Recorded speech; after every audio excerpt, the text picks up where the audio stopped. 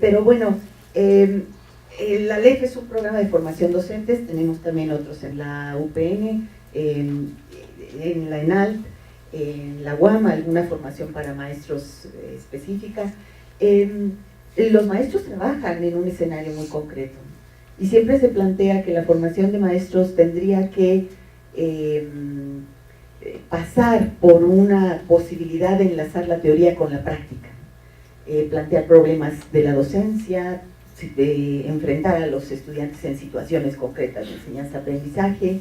¿Qué opciones nos da la tecnología? Hace rato ya Antonieta planteaba algunas de estas situaciones. La tecnología, estos escenarios de la educación en línea, para poder acercar a los docentes en formación a estas situaciones en donde se enfrenten a escenarios más concretos y específicos de enseñanza, de trabajo concreto.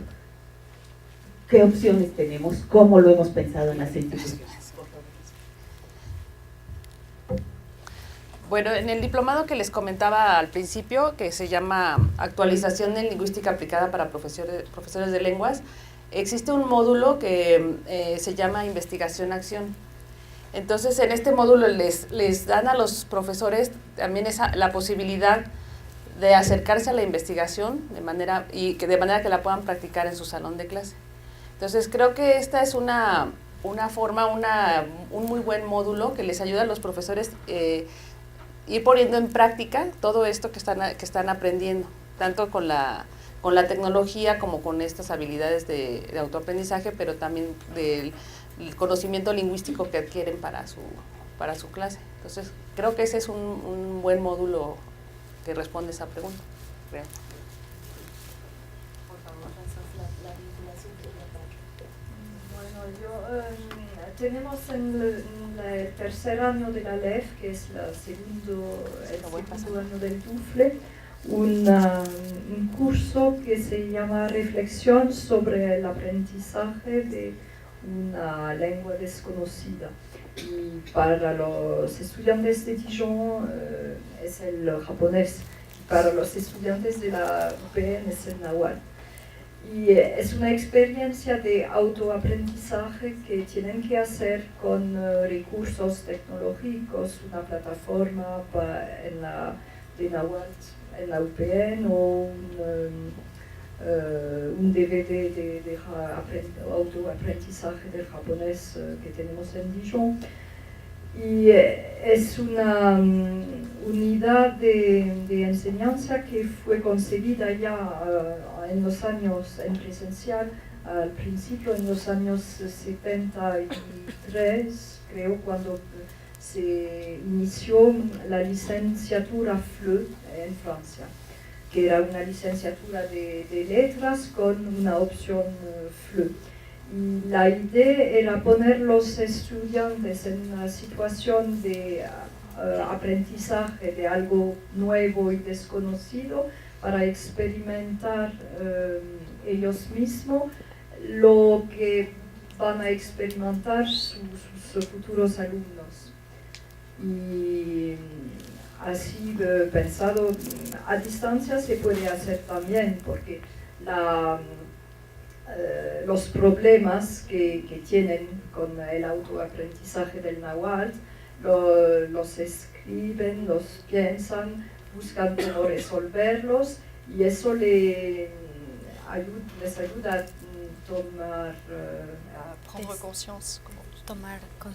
tomar conciencia que es difícil aprender un idioma. Y al encontrar soluciones para sí mismo, les ayudará, lo esperemos en todo caso, a tomar conciencia de las dificultades de sus futuros alumnos que estudian francés. Es otro enfoque completamente diferente. Pero bueno, maestra Xochitl. En el caso de estas nuevas licenciaturas y también las anteriores, digamos que la vinculación teoría-práctica está presente en todos los cursos, o sea, no hay un curso específico en donde se haga la vinculación, porque en todos, digamos, lo que hay una temática que es la que plantea una identidad al espacio curricular, al módulo, pero en todos se articula la teoría con la práctica. En todos tienen que hacer o análisis de casos, o el diseño de situaciones didácticas, o de propuestas pedagógicas para solucionar un determinado problema o una situación que se plantea. Porque partimos de esta idea de que es a través precisamente de el poner en juego determinadas propuestas las que van haciendo que se transforme el conocimiento profesional de los docentes. De otra manera, estaríamos precisamente disociando, ¿no?, la teoría con la práctica. Entonces partimos de situaciones problemáticas o de problemas concretos que el maestro tiene que abordar en cada uno de los módulos. Entonces está presente a lo largo de todos los módulos.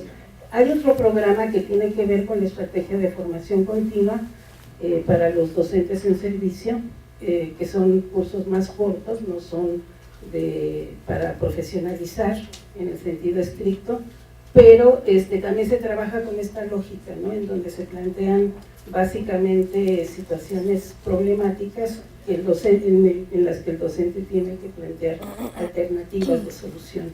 Entonces, en todos estos programas está presente esta vinculación teoría-práctica, ¿no? El problema es luego, eso es teóricamente, el asunto es luego qué pasa realmente en la realidad, en la concreción que hacen los docentes y en la intervención que hace el tutor o el facilitador frente a estas propuestas que va construyendo el docente.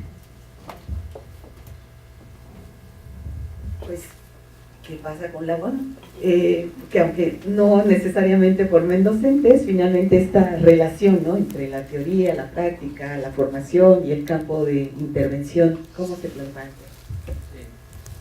Bueno, creo que en nuestro caso las herramientas tecnológicas las hemos ido, digamos, paulatinamente incorporando al interés de los profesores. Si ellos están interesados en la presencialidad, le hemos dado énfasis suficiente a la comunicación, todo el aspecto de la comunicación, y sobre todo a través de la comunicación mediada con tecnología, ¿no? O sea, a través de Skype o Google, ¿cómo se llama?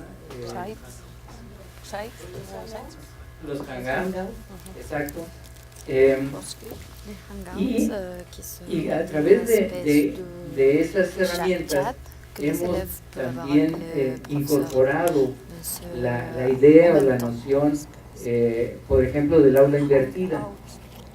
Cuando la mayoría de los profesores ya tienen su aula virtual, la construye y la tienen, a veces son únicamente montan sus materiales allí y dirigen a sus alumnos a que estudien de alguna manera el programa, los materiales y las evaluaciones. Algunas ya se hacen en línea, pero no se atreven mucho, no están muy en el tono de utilizar estas herramientas como Hangout para comunicarse con sus alumnos. Y cuando nosotros les damos los diplomados o los cursos, les hablamos de que ese modelo que estamos empleando es un poquito transformado, el modelo de aula invertida que ellos pueden también desarrollar con sus alumnos, ¿no? Emplear las sesiones presenciales para discutir realmente, para sacar conclusiones, para operacionalizar proyectos, y el tiempo de lo que sería la lección, hacerlo en casa, ¿no? Entonces, eso es lo que hacemos nosotros con los profesores. Y cuando les planteamos que realmente ellos pueden incorporar estos elementos tecnológicos a través de la misma práctica y orientando la misma formación del docente, no para que, como dice la maestra Xochitl, sería muy lamentable que nosotros les alentáramos a que no transformaran, sino pasaran su cátedra o sus lecciones únicamente a la parte virtual. Eso no es algo que realmente pudiera hacer avanzar la innovación, bueno, en términos de innovación, pudiera hacer avanzar el proceso educativo. Entonces, a través de este tipo de herramientas, a través de esos intereses de los profesores en cuanto a la presencialidad, en cuanto a la comunicación, podemos empezar a trabajar con ellos para que ellos mismos sean no solamente sujetos de innovación, sino que innoven también. Bueno, pues vamos a plantear una última ronda para no alargarnos de más. Son las 10 de la mañana y para no empezar a retrasar esto. Y también pedirles sus preguntas. Procedemos a las preguntas, yo creo, y después hacemos como una conclusión cada uno de nosotros a partir también de las preguntas que alguien que tenga algún planteamiento. Bueno, para la maestra Xochitl Moreno hay aquí una pregunta de si han intentado realizar clases en línea en grupo, como si fuera una clase normal, pero vía Skype u otras herramientas.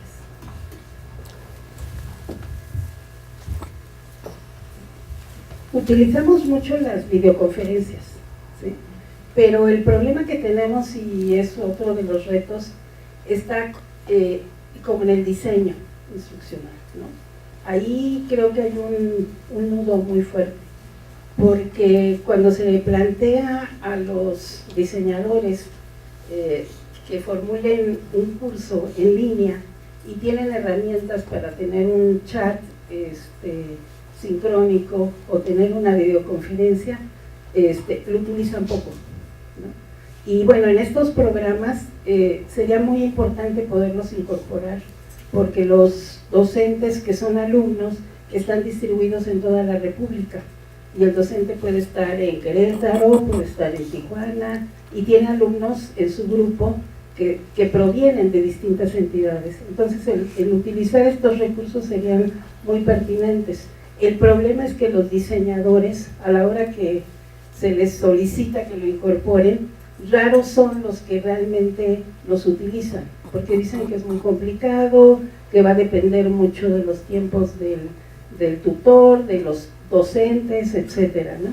Entonces ha quedado más bien como en la decisión del que conduce, del asesor en línea, o del tutor o facilitador en línea, el que se lleve a cabo una sesión presencial a través de una videoconferencia o de un chat, ¿no? Y esto pues le resta potencialidad, porque entonces tiene que ver más con las dudas que plantean los estudiantes y no con el desarrollo de las temáticas del curso, en donde hay una diferencia fundamental. No es lo mismo tenerlo solo para que planteen dudas que para el desarrollo de un tema o para la interlocución sobre una problemática específica.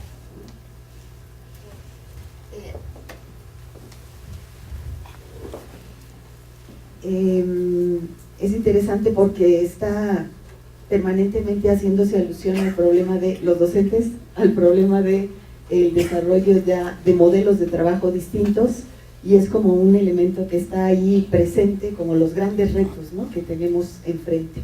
Para el doctor Cesario Morales, ¿qué tanto influyen los profesores que no quieren participar en los cursos en línea? ¿Es su edad?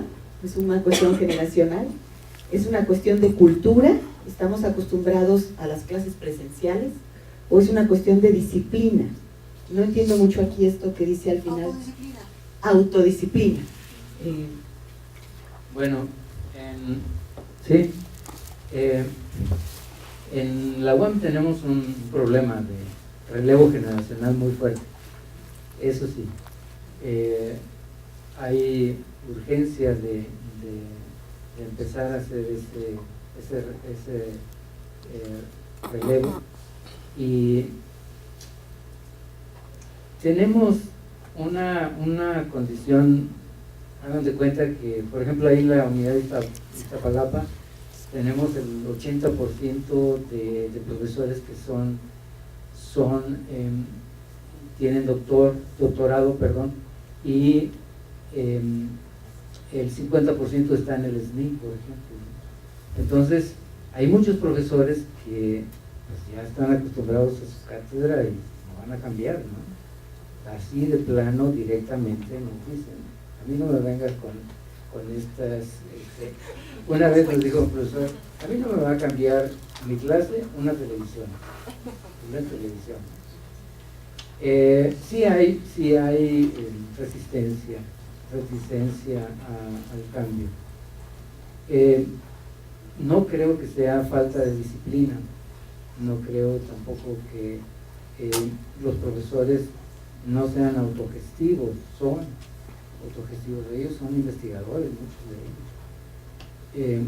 Es más, el perfil de profesor investigador de la UAM es único, digamos, es una condición muy fuerte, y eso es precisamente una fortaleza y una debilidad de la universidad, porque los profesores se dedican a la investigación principalmente. Antier, en un evento directo, uno de los profesores dijo: a nosotros no nos interesa la docencia, nosotros recibimos puntos por investigar, ¿no? Tenemos el mayor mérito que tenemos es ser investigador, por eso tenemos nuestros ayudantes, ¿no? Entonces creo que ahí sí tenemos un problema, pero también tenemos algunos profesores, inclusive profesores eméritos, que tienen un entusiasmo impresionante y que están sobre nosotros en la coordinación. Sí les cuento que la unidad de Iztapalapa es la única que tiene una coordinación de educación virtual. Las demás unidades no llegan a eso. O sea, tenemos la estructura más fortalecida en cuanto a estos modelos, ¿no? Pero hay todavía la inserción del docente es mucho de voluntad propia. Entonces sí tenemos un problema, pero una vez que los interesamos, una vez que les decimos que sí pueden tener esa presencialidad con sus estudiantes a través de herramientas, y en su misma formación les demostramos que se puede, el entusiasmo es fabuloso.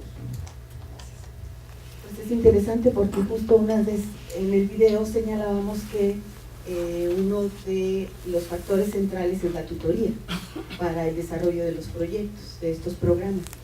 Y el tutor pues tiene que estar identificado con su función, con el entorno, con el escenario de trabajo, contar con un conjunto de desarrollo de habilidades para utilizar la tecnología, pero ante todas estas reticencias y resistencias, pues resulta difícil de repente contar con tutores que permitan realmente operar los programas y llevarlos al éxito, permitiendo el acompañamiento de los estudiantes, ¿no? Para llevarlos hasta que logren todos los objetivos.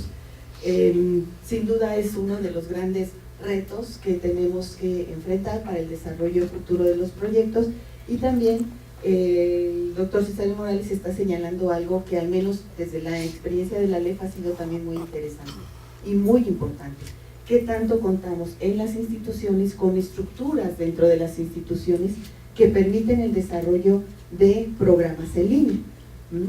En el caso de la UPN, si bien existe una dirección de unidades que encabeza la maestra Xochitl, al mismo tiempo no tenemos muy visibilizados algunas estructuras y algunos agentes o instancias universitarias específicas para el desarrollo de programas en línea.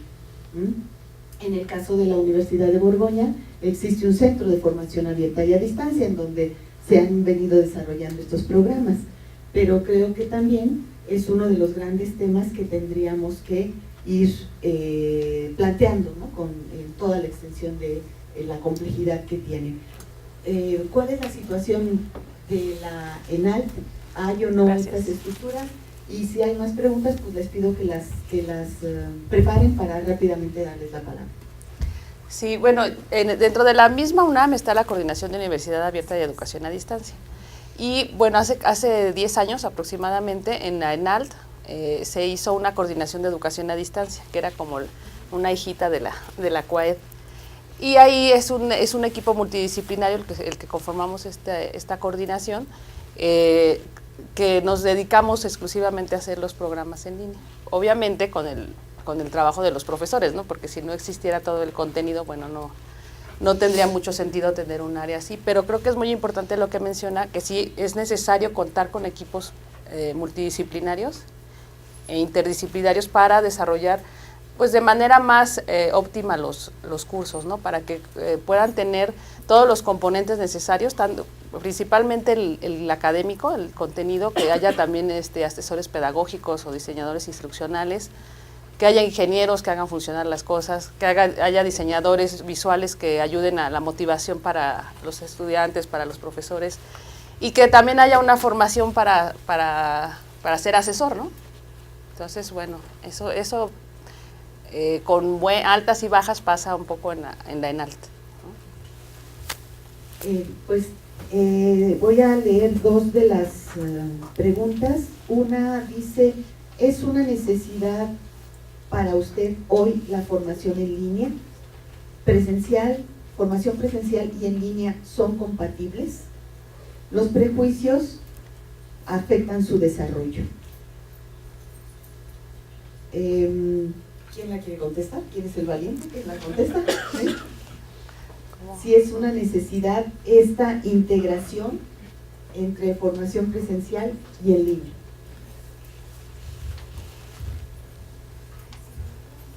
Yo lo que creo es que depende mucho del sujeto, y ahí es donde está precisamente el problema, que no podemos tener como, y sea la educación escolarizada o en línea, estrategias como homogéneas para dar atención a las necesidades particulares, y ese es el gran conflicto, ¿no? ¿Cómo tienes una modalidad que está estandarizada cuando lo que quieres atender son necesidades particulares? Entonces ese es el gran problema. Entonces yo sí creo que una modalidad híbrida te da la posibilidad de que los sujetos, es decir, los estudiantes, se puedan ir como incorporando a la modalidad que más les acomoda, por así decirlo, que tiene que ver más con su tipo de formación o con su tipo de necesidades. Y la otra cuestión es la brecha digital, que no hemos hablado de ella aquí, ¿no? En los programas nacionales como los que yo manejo, no es lo mismo trabajar con un maestro que está en la sierra de Chiapas o de Chihuahua que el que está en una capital, ¿no? Porque los maestros en esas comunidades que están alejadas no tienen conexión a internet. Entonces lo que hacen son que cuando van los fines de semana a una población que tiene conectividad, bajan todo lo que tienen que desarrollar, se lo llevan a su comunidad y al siguiente fin de semana están subiendo su producción y bajando la que corresponde para la siguiente semana. Entonces depende mucho de dónde está el sujeto, cuál es la conectividad que hay, cuáles son sus formas de aprendizaje, qué es lo que más le conviene a él. Entonces por eso nosotros lo que hemos planteado es estas estrategias híbridas, porque de alguna manera vas dando como respuesta a las necesidades de cada sujeto en particular. Y nosotros estamos hablando de programas hasta cierto punto masivos. En esta licenciatura que apenas inicia tenemos 1.300 estudiantes y en los programas de formación continua hemos atendido a 60.000 y cada uno tiene necesidades específicas y está ubicado en lugares totalmente distintos, con condiciones de conectividad distintas y también de uso de la tecnología distintos. Hay profesores que ni siquiera tenían correo electrónico y que te dan el correo electrónico del hijo, del marido, del compadre, y luego para accesar, bueno, pues ya se les olvidó cuál era la contraseña o nunca la supieron y sabían que tenían que ver ahí cuál era su contraseña. Entonces, es una diversidad la que tenemos enfrente y que entonces hay que irla atendiendo también de manera diversa. No podemos tener soluciones homogéneas. Pues nuevos problemas. Hay que atender a una diversidad, o sea, como que esta idea de sujetos homogéneos, necesidades homogéneas y programas que funcionan de la misma forma para todos, creo que ya es un punto que lo tenemos presente, ¿no? Como maestros, como estudiantes, ya sea en una modalidad o en otra, en un entorno tecnológico o no, pero sabemos que el principio de trabajo hoy es la heterogeneidad y qué tanto podemos ir desarrollando estos modelos, ¿no? Creo que se quedan muchos temas, al menos para nosotros, en el tintero. Quisiera que cada uno nos planteara como esto, ¿no? ¿Dónde está el principal reto o cuál sería como la línea de desarrollo y de trabajo en el futuro inmediato, ¿no? Que tendrían cada uno en el contexto donde trabajan? Por favor. Después. Bueno, pues los retos son muchos y en el CELE principalmente yo sé que aquí es para formación de profesores, el foro, pero también para la formación de los estudiantes de la enseñanza de las lenguas también se ha optado por un modelo semipresencial para también irlos incorporando y que también vayan, sobre todo, fomentando la interacción, que es lo que nos ha resultado más difícil con el uso de la tecnología. Pero también el atender esa diversidad, teniendo opciones más individualizadas, o que pueda hacer el estudiante, sea profesor o sea un estudiante de lengua, ese entorno más personalizado, ese es un gran reto que tenemos.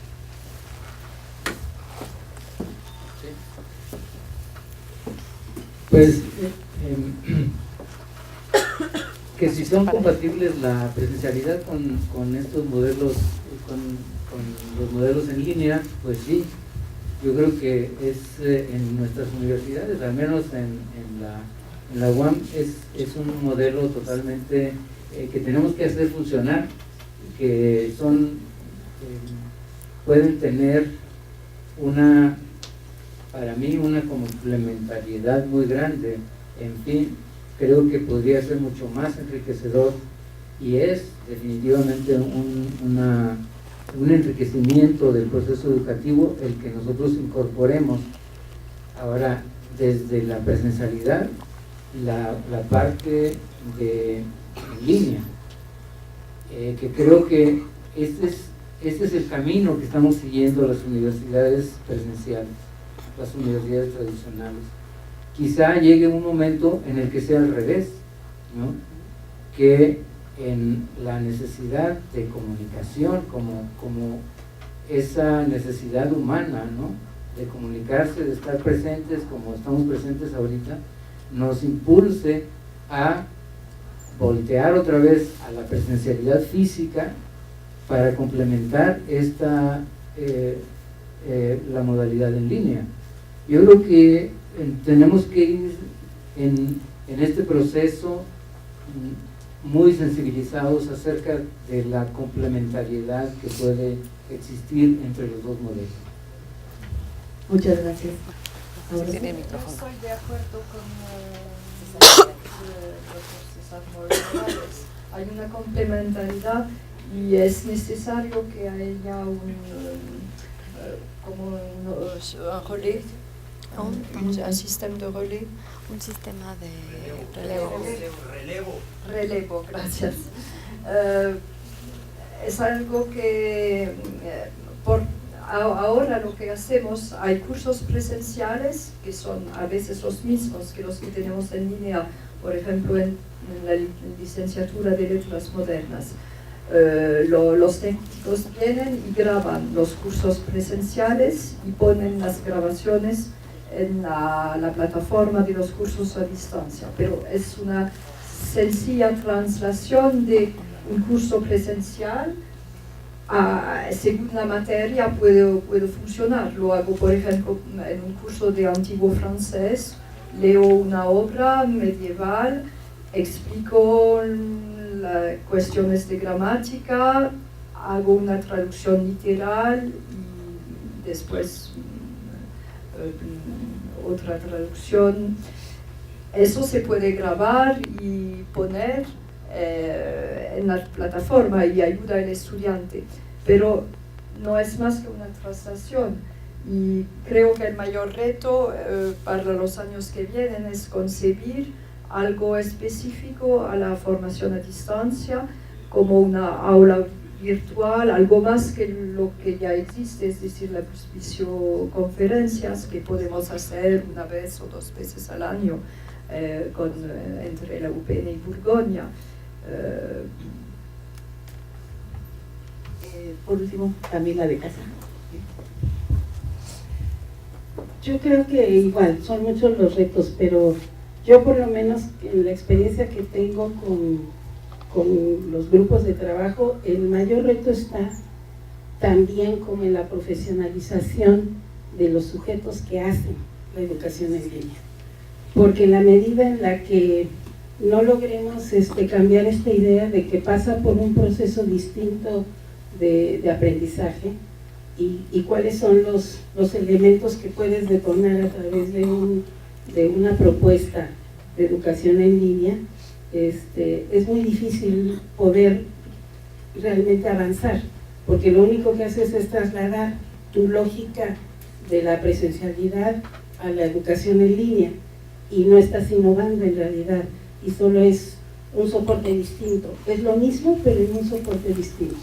El asunto es cómo realmente modificamos esos procesos de aprendizaje a través de una propuesta de educación en línea, que es lo que yo creo que todavía no hemos logrado, no hemos logrado, porque hace falta investigación, porque hace falta ver qué es lo que ocurre in situ en cada uno de los ámbitos donde se desarrolla la educación en línea. Entonces yo creo que hace falta que construyamos más conocimiento alrededor de esto y que se profesionalicen los académicos que desarrollan este trabajo, porque lo hacemos de manera como muy improvisada, ¿no? Todos venimos del trabajo presencial y pensamos que por eso ya es como muy fácil el trabajo en la educación en línea, y yo creo que la introducción de la tecnología sí mete otros procesos de cognición totalmente distintos y que no están suficientemente investigados, ¿no? Y yo creo que en la medida en la que no avancemos en eso, seguiremos haciendo lo mismo que hacemos en la presencialidad de la educación en línea. Para mí ese es el reto fundamental. Bueno, pues con esto cerramos este primer conversatorio. Les quisiera decir solamente que pues nosotros lo que esperamos es poder iniciar una serie de actividades de vinculación con los egresados, porque creemos que en el conocimiento de lo que hacemos en los programas en línea también es importante saber la opinión, reconocer las experiencias, las vivencias y lo que los estudiantes consideran que necesitan, que requieren o que hace falta, ¿no? Entonces, les agradecemos a nuestros invitados su participación en este primer conversatorio. Les pido un aplauso para todos ellos, por favor.